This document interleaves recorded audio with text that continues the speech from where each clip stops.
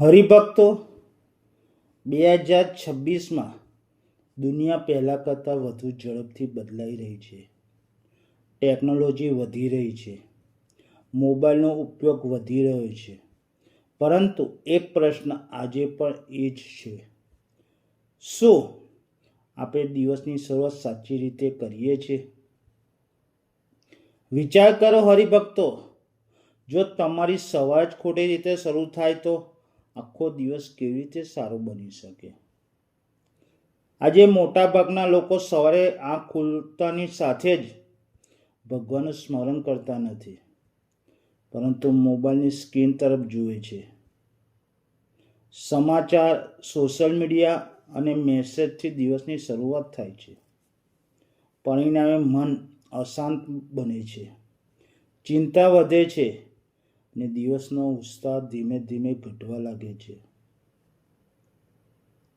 આપણા સંતો અને શાસ્ત્રો હંમેશા શીખવે છે કે દિવસની પ્રથમ ક્ષણ ભગવાનને સમર્પિત હોવી જોઈએ. જ્યારે સવારની શરૂઆત ભગવાનના નામથી, પ્રાર્થનાથી અને કૃતજ્ઞતા સાથે થાય છે, ત્યારે મનમાં શાંતિ મળે છે, વિચારો પવિત્રતા આવે છે અને આખા દિવસ માટે સકારાત્મક શક્તિ પ્રાપ્ત થાય છે. હરિભક્તો, યાદ રાખો, ભગવાન આપણી પાસે ક્યારેય કલાકો માંગતા નથી. તેઓ તો માત્ર એટલું જ ઈચ્છે છે કે દિવસની શરૂઆતમાં થોડી ક્ષણ પ્રેમપૂર્વક તેમનું સ્મરણ કરો. આજે આ વિડીયોમાં આપણે જાણીશું કે સવારે ઉઠ્યા પછી એવી કઈ ભૂલો છે જે જીવનની પ્રગતિમાં અવરોધ બને છે, અને એવી કઈ આધ્યાત્મિક આદતો છે જે તમારા જીવનમાં સુખ, શાંતિ અને આત્મબળનો પ્રકાશ ફેલાવી શકે. તો ચાલો ભગવાનનું સ્મરણ કરીને આ પ્રેરણાદાયક યાત્રાની શરૂઆત કરીએ. જય શ્રી સ્વામિનારાયણ, જય શ્રી કૃષ્ણ. પરમ પૂજ્ય એવા મહાન સ્વામી મહારાજનો જય. સવારે ઉઠતા જ આ ભૂલ ક્યારે ન કરશો. હરિભક્તો, જીવનમાં સફળતા મેળવવા માટે માત્ર મહેનત પૂરતી નથી, સાચી દિશા પણ એટલી જ જરૂરી છે. અને એ દિશા નક્કી થાય છે તમારી સવારથી. ભગવાને આપણને એક નવી સવાર ભેટમાં આપી છે. કેટલી વ્યક્તિઓ સૂર્યોદય જોઈ શકતી નથી. જ્યારે આપણે આજે આંખ ખોલીએ છીએ ત્યારે એ ભગવાનની અપરંપાર કૃપા છે. તેથી દિવસનો પ્રથમ વિચાર ફરિયાદનો નહીં, કૃતજ્ઞતાનો હોવો જોઈએ.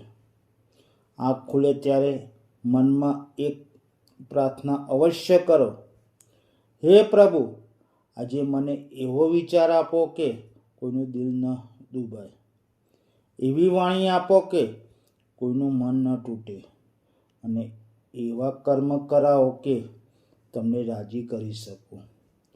આ એક નાની પ્રાર્થના તમારા આખા દિવસની દિશા બદલી શકે છે. પણ આજે શું થઈ રહ્યું છે? આંખ ખુલતા જ હાથ ભગવાન તરફ નહીં પણ મોબાઈલ તરફ જાય છે.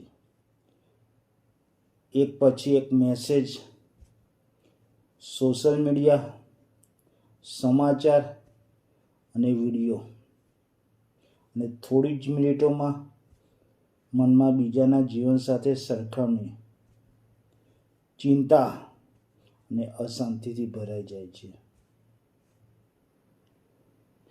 હરિભક્તો, યાદ રાખો, જે મન ભગવાનના નામથી ભરાઈ જોઈએ તે જો દુનિયાના આવવાથી ભરાઈ જાય તો શાંતિ ક્યાંથી આવે? આધ્યાત્મિક જીવનનો પ્રથમ નિયમ છે: દિવસની શરૂઆત ભગવાનથી કરો, દુનિયાથી નહીં. સંતો કહે છે કે સવારની પહેલી ક્ષણો સૌથી પવિત્ર હોય છે. એ સમયે કરેલું સ્મરણ, પ્રાર્થના અને સારા વિચારો આખા દિવસ પર અસર કરે છે. એક સુંદર પ્રસંગ યાદ આવે છે. એક યુવાન દરરોજ સવારે ઉઠીને સૌથી પહેલા મોબાઈલ જોતો હતો. ધીમે ધીમે તેનું મન ચીડિયું બનવા લાગ્યું. પ્રાર્થના છૂટી ગઈ અને જીવનમાં શાંતિ પણ ઓછી થવા લાગી. એક દિવસ એક સંતે તેને પૂછ્યું, બેટા, તારો દિવસનો પહેલો મહેમાન કોણ છે? ભગવાન કે મોબાઈલ? આ પ્રશ્ન હૃદયમાં ઉતરી ગયો તેના. બીજા દિવસે તેને નક્કી કર્યું કે સવારે ઉઠીને પહેલાં ભગવાનનો પ્રણામ કરીશ, 5 મિનિટ પ્રાર્થના કરીશ અને ત્યારબાદ જ મોબાઈલ હાથમાં લઈશ. થોડા જ અઠવાડિયામાં તેને અનુભવ્યું કે મન વધુ શાંત રહે છે, ગુસ્સો ઓછો થવા લાગ્યો, નિર્ણયો વધુ સારા થાય છે અને આખો દિવસ એક નવી શક્તિ અને અનુભવે છે. હરિભક્તો, જીવન બદલવા માટે હંમેશા મોટા ફેરફારોની જરૂર નથી પડતી. ક્યારેક માત્ર સવારની પહેલી 5 મિનિટથી જ બદલાવાથી આખું જીવન બદલવાની શરૂઆત થઈ જાય છે. હવે પ્રશ્ન એ થાય છે કે જો આપણે સવારની શરૂઆત ભગવાનથી કરીએ તો શું ખરેખર જીવનમાં ફેરફાર આવે છે? જવાબ છે હા. પરંતુ એ ફેરફાર એક દિવસમાં નહીં, ધીમે ધીમે આપણા વિચારો, સ્વભાવ અને જીવનમાં દેખાવા લાગે છે. આપણા શાસ્ત્રો અને સંતો વારંવાર સમજાવે છે, મન જ્યાં જોડાય છે, જીવન પર ત્યાં જ આગળ વધે છે. જો દિવસની શરૂઆત ભગવાનના સ્મરણથી થાય તો મનને સ્થિરતા મળે છે. જો શરૂઆત ચિંતા અને ઉતાવળથી થાય તો આખો દિવસ એ જ ભાવ સાથે પસાર થવાની શક્યતા વધી જાય છે. એક વાત હંમેશા યાદ રાખજો, ભગવાન તમારા દિવસની પહેલી ક્ષણ આપશો તો તમે દિવસના દરેક પડકારોનો સામનો કરવાની શક્તિ પણ મળશે. વિચાર કરો, જો કોઈ ખૂબ મહત્વપૂર્ણ વ્યક્તિ તમારા ઘરે આવે તો તમે તેને રાહ જોડાવો છો? તો પછી પરમાત્માએ તમને જીવન આપ્યું છે, શું તેમને દિવસની પ્રથમ ક્ષણ આપી ન શકો? આજે ઘણા લોકો કહે છે સમય નથી, પરંતુ સવાલ સમયનો નથી, પ્રાથમિકતાનો છે. મોબાઈલ માટે સમય છે, સોશિયલ મીડિયા માટે સમય છે, સમાચાર માટે સમય છે, પણ ભગવાનના સ્મરણ માટે 2 મિનિટ પણ નથી. જ્યારે આપણે ભગવાનને ભૂલી જઈએ છીએ ને, ત્યારે ધીમે ધીમે મનમાં અહંકાર, અસંતોષ અને અશાંતિનું ઘર કરવા લાગે છે.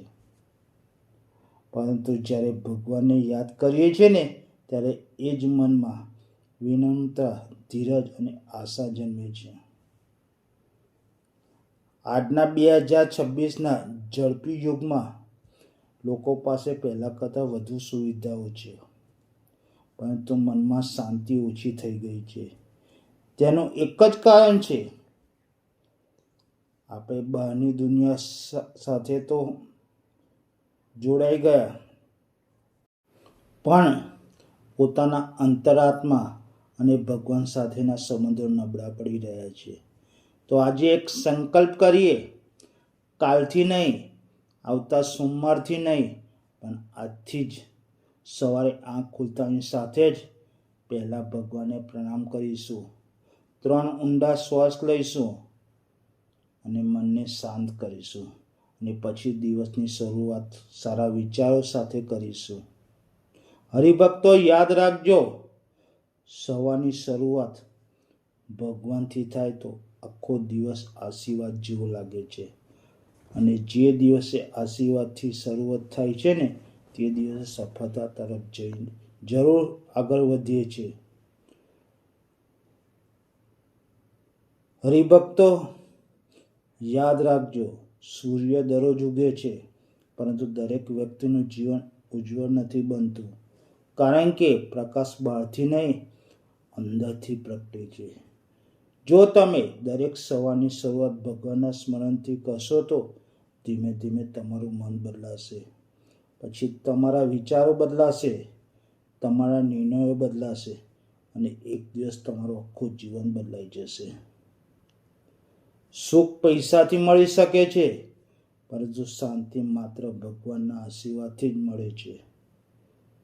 સવારે આંખ ખુલતાની સાથે જ સૌથી પહેલા વિચાર ભગવાનનો કરીશું, સૌથી પહેલા શબ્દ પ્રાર્થનાનો બોલીશું અને સૌથી પહેલું કાર્ય કૃતજ્ઞતાથી કરીશું.